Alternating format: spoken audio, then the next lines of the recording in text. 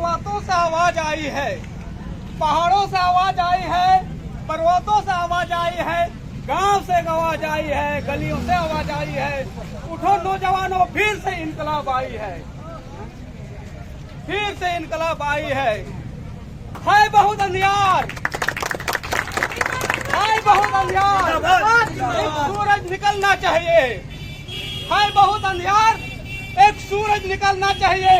जैसे भी हो ये मौसम बदलना चाहिए, जैसे भी हो ये हालत बदलना चाहिए।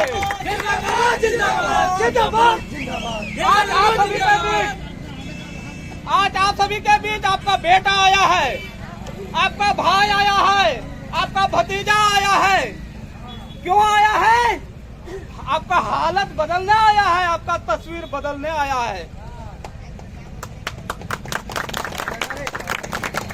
हम जैसे लोगों को यहाँ आने का कोई शौक नहीं है मित्रों, हम जैसे लोगों को यहाँ आने का कोई इच्छा नहीं है, लेकिन हालत ने ऐसा पैदा कर दिया है, कॉलेज और यूनिवर्सिटी को छोड़ करके हम जैसे लोगों को आप इस हालत से समझौता नहीं करना चाहते, इसलिए लड़ाई लड़ने के लिए आए हैं दोस्तों।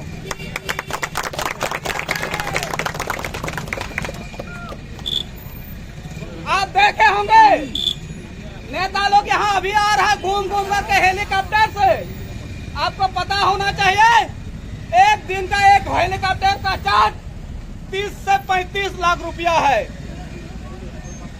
लेकिन आपके यहाँ पीने के लिए पानी नहीं है। आप वहीं से पानी पीते हैं जहाँ से मवेशी पानी पीता है। आपके यहाँ चलने के लिए सड़क नहीं है। जब आपका भाई बहन कोई बीमार होता है तो खटिया के सहारे हॉस्पिटल पहुँचाया जाता है। पहुँचाया जाता है कि नहीं? जब हॉस्पिटल आप आते हैं, हॉस्पिटल में डॉक्टर नहीं मिलता है। अगर डॉक्टर मिला भी तो दवाई नहीं मिलता है। हम गलत बोल रहे हैं भैया? नहीं।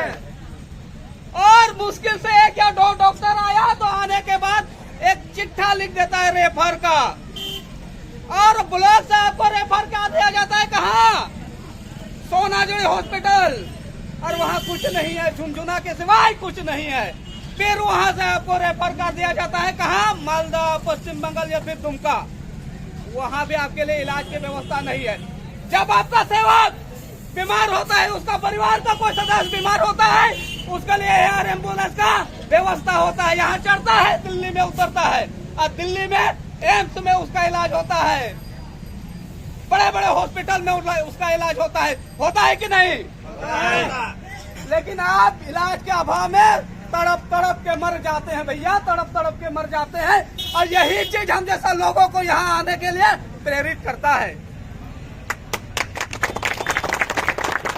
आज दो तरह का स्कूल है, शिक्षा का दो तरह का व्यवस्था है। एक व्यवस्था अमीर के लिए है तो दूसरा व्यवस्था गरीब के लिए। डीएवी में आपका बच्चा पढ़ पाता है क्या? नहीं। शाम दिवस में आपका बच्चा पढ़ पाता है क्या? नहीं। आपका बच्चा कहाँ पढ़ता है? गांव का स्कूल में, सरकारी स्कूल में। वहाँ डॉक्टर है, वहाँ आपका शिक्षक है कि नहीं? नहीं है। नहीं है। अगर 5 शिक्षक की जरूरत है तो वहाँ कितना है? 1। अगर दूसरा शिक्षक भी है तो उसको दाल भात स्कूल का काम में लगा दिया जाता है। हम गलत बोल रहे हैं भैया? नहीं। शिक्षा के नाम पर आपका बच्चा को क्या कर दिया जाता है? एक मानसिक दिवालियापन बनाया जाता है दोस्तों, मानसिक दिवालियापन बनाया जाता है। और जब वैकेंसी आती है, नियुक्तियां आती है, तो उनका बच्चा भी वैकेंसी बढ़ता है और आपका बच्चा भी वैकेंसी बढ़ता है। लेकिन आपका बच्चा कहाँ पढ़ा? गांव में। उनका बच्चा कहाँ पढ़ा? डीएवी में। और उनको प्रतियोगिता के लिए एक साथ बैठाया जाता है। बताइए कौन आगे होगा? निश्चित तौर पर नेता का, अमीर का बेटा आगे होगा, आपका बेटा आगे नहीं होगा। ये सुनियोजित तरीके से आपको पिछड़ापन करने का शिकार, आपको पिछड़ा और पीछे धकेलने का आपको शिकार बनाया जाता है। ये एक षड्यंत्र है। इन्हीं चीजों से क्षुब्ध होकर हम जैसे लोग आराम से यूनिवर्सिटी में, कॉलेज में बच्चों को शिक्षा दिया करते थे, लेकिन हम जैसे लोगों को मजबूर होकर के आना पड़ता है। आप देखिएगा झारखंड क्यों बनाया गया था? झारखंडी क्यों है? कि बाहरी के लिए, झारखंडी के लिए। सीधो कानून ने किसके लिए यहाँ लड़ाई लड़ी थी? आपके लिए या बिहारी के लिए? हमारे लिए। चांद भैरव ने यहाँ बलिदानी क्यों दी थी? आपके लिए या यूपी वालों के लिए? हमारे लिए। लेकिन बिंडौना इस बात का है दोस्तों, आपको बता देते हैं, यहाँ झारखंड बनने का कोई औचित्य नहीं है। आज भी वही लोग झारखंड को चला रहा है जिसके साथ हमारे पूर्वजों ने झारखंड के लिए लड़ाई लड़ी थी। हम गलत बोल रहे हैं भैया? सही है। लेकिन कौन देखेगा? हमारे पूर्वजों ने, हमारे बाप दादाओं ने झारखंड अलग किया।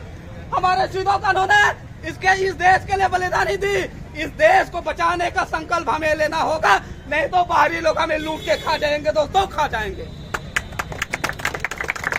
यहाँ कोई नीति नहीं है, यहाँ कोई नियम नहीं है, यहाँ के लिए कोई उस प्रकार का मापदंड नहीं है। सबके लिए झारखंड चरागाह बन गया है, सबके लिए झारखंड चरागाह बन गया है।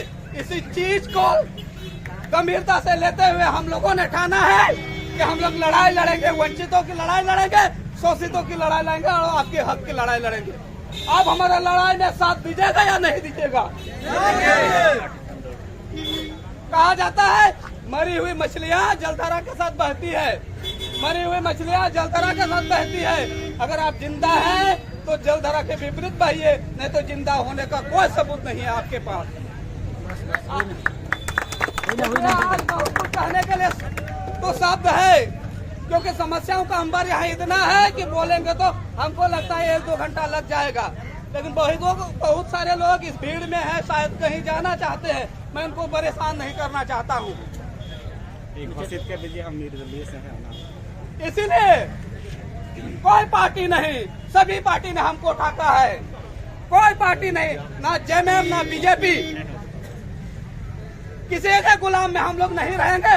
नौजवान आया है इनकलाब करने के लिए, आपका लड़ाई लड़ने के लिए, इसलिए हमने निर्दलीय कैंडिडेट के तौर पर इस मैदान में छलांग लगाया है। आप हमें साथ दीजिए, आपका बेटा बोल रहा है आपका हालत बदलने के लिए। जिंदाबाद जिंदाबाद जिंदाबाद जिंदाबाद जिंदाबाद। कुछ दिन पहले आप लोग क्या नारा लगा रहे थे? भारी भाषा नहीं चलतो, लगा रहे थे ना? हाँ। बाहरी भाषा नहीं चलतो तो गोरो खिलाड़ी चलतो, नहीं चलतो गोरो खिलाड़ी, गोरो प्लेयर चलतो। लिट्टी पड़ाक आदमी मार गया है, पाकुड़ से आएगा यहाँ पर प्रतिनिधि करने के लिए। लिट्टी पड़ाक आदमी का क्षमता नहीं है, गुड्डा से आएगा यहाँ पर प्रतिनिधि करने के लिए। ऊर्जा निकालिए, अपनी क्षमता है, यहाँ के लक में तो है, कीमत है। गोरो खिलाड़ी को हम लोग यहाँ से ऐसा पटक देंगे, यहाँ से ऐसा फेंक देंगे कि सीधा बंगाल का खाड़ी में जाके गिरेगा। नेता नहीं चलेगा।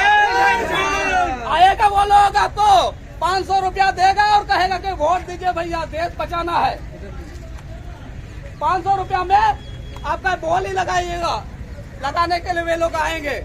लेकिन आपका कीमत बहुत है भाई, आप लोकतंत्र की हिस्सा है, आपका कीमत बहुत है। इस चीज आपको संभालना होगा। उनका एक दिन का कमाई है करोड़ों रुपया, उनका एक दिन का कमाई है करोड़ों रुपया। हर साल में आपको 5 साल के बाद आपको 500 रुपया थमा दिया जाता है, कहता है कि वोट दो।